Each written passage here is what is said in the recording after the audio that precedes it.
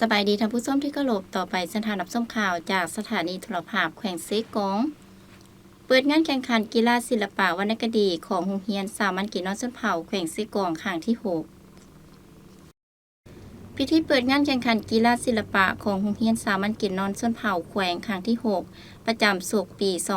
2022-2023จัดขึ้นในตอนแรงวันที่5มังกร2023อยู่ที่โรงเรียนดังกล่าวโดยการเข้าร่วมของท่านสุรีคำพรธาราห้องหัวหน้าแผนกศึกษาธิการและกีฬาแขวงมีฐานศิลป์ประเสริฐวงคำจันทร์ผู้อำนวยการโรงเรียนสามัญกิจนอนชนเผ่าแขวงเซกงมีคณะอำนวยการโรงเรียนที่ขึ้นกับแผนกศึกษาธิการและกีฬาแขวงแขกที่ถึกเชิญและครูอาจารย์น้องนักเรียนภายในโรงเรียนเข้าร่วมท่านสุขสำลีสุนีวันห้องผู้อำนวยการโรงเรียนสามัญกิจนอนชนเผ่าแขวงได้ขึ้นผ่านบทสรุปเบียกงานพละศิลปะวรรณคดีประจำศุกร์เรียน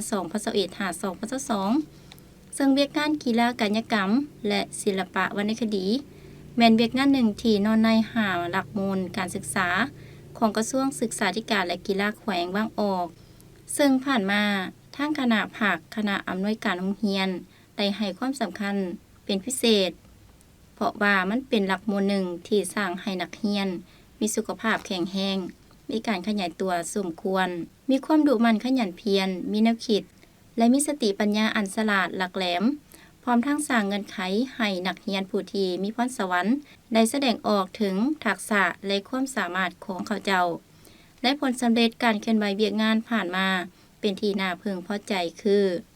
เวียกงานกีฬากายกรรมไต่ประชุมกะเกียม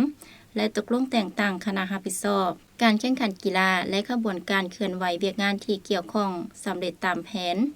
ได้จัดการแข่งขันกีฬากายกรรมขันโรงเรียน1ครั้งใน4ประเภทกีฬาเช่นกีฬาบานเตะบานส่งกระต่อและกีฬาเปตังมีตัวแทนนักกีฬาแต่ละห้องร่วมแข่งขันทั้งหมด586คนหญิง256คนสามารถคัดเลือกได้นักกีฬาที่ดีเด่นและมีมารยาทการเล่นกีฬาที่ดี96คนหญิง37คนได้แข่งขันสำเร็จมี3ประเภทกีฬาสำหรับกีฬาบานเตะแม่นแข่งขันบ่สำเร็จเนื่องจากมีการแพร่ระบาดของพยาธิโควิด -19 ในชุมชน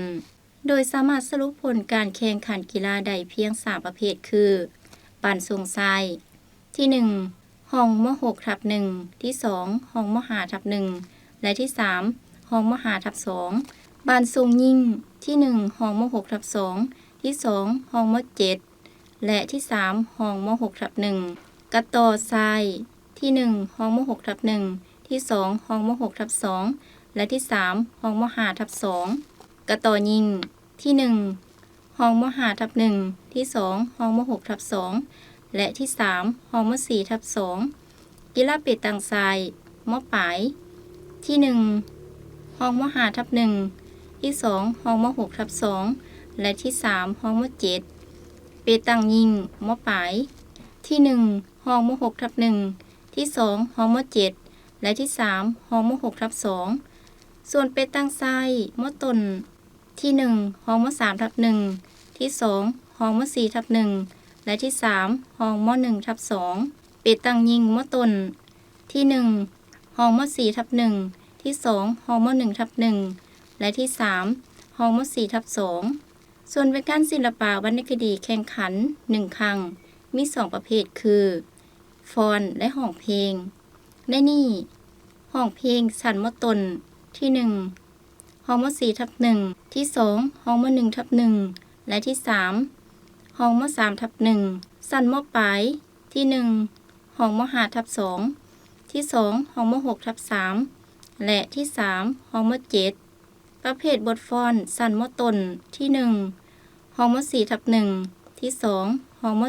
4/2และที่3ห้องม3/1สำหรับชั้นมปลายที่1ห้องม6/1ที่2ห้องม6/3และที่3ห้องม6/3โอกาสนี้ท่านสุริคัมพรธาราห้องหัวหน้าแผนกศึกษาธิการในกีฬาแขวงเซกงได้กล่าวมีคำเห็นเรียกร้องให้คณะรับผิดชอบจัดงานแข่งขันกีฬากายกรรมเรียกร้องให้คณะรับผิดชอบจัดการแข่งขันกรรมการตัดสินและนักกีฬาทุกภาคส่วน ที่เข้าร่วมการแข่งขันต้องเอาใจใส่เคลื่อนไหวตามหน้าที่ของตนเป็นปกตินักกีฬาก็ต้องปฏิบัติตามกติกาของการแข่งขันอย่างเข้มงวดดินด้วยน้ำใจนักกีฬามีความหักแพงสามัคคีหู้ชนะหู้เสียหู้อภัยซึ่งกันและกันจากนั้นในพิธีก็ได้มีการแสดงศิลปะวรรณคดี4รายการมี